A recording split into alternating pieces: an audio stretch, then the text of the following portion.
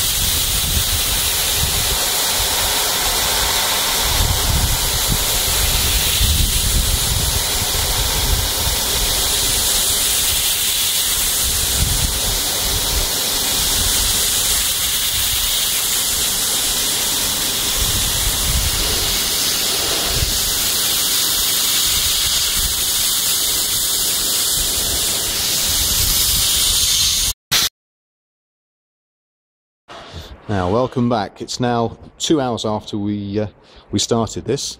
Michael's worked his magic. We've dragged the car inside quickly because the weather's been a bit unkind outside to us. So, as you can see, we're now in many of the areas ready to go straight to primers. There's a few issues which we expected. We've got some nice areas which are possibly the result of accident damage, we think. Just some TLC over the years. Some of the areas that the Archify material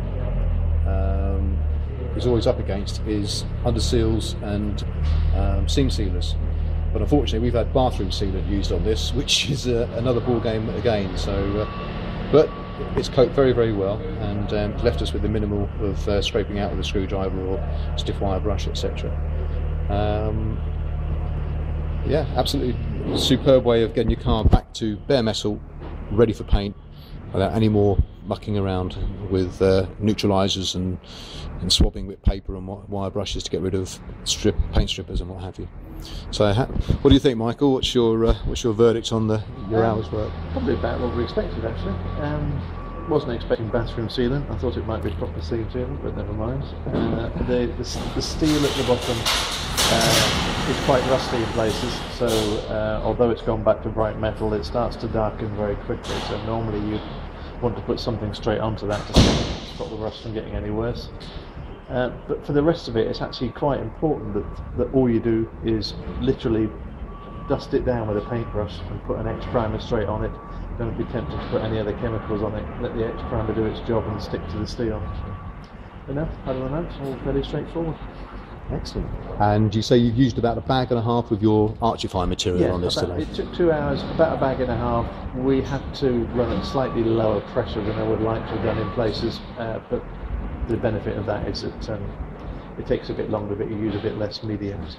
It is fair to say that our overworked and our compressor didn't quite operate the way that it did the last time Michael visited us, so he wasn't able to push the blasting pot as well as he would have liked, and we would have preferred for him.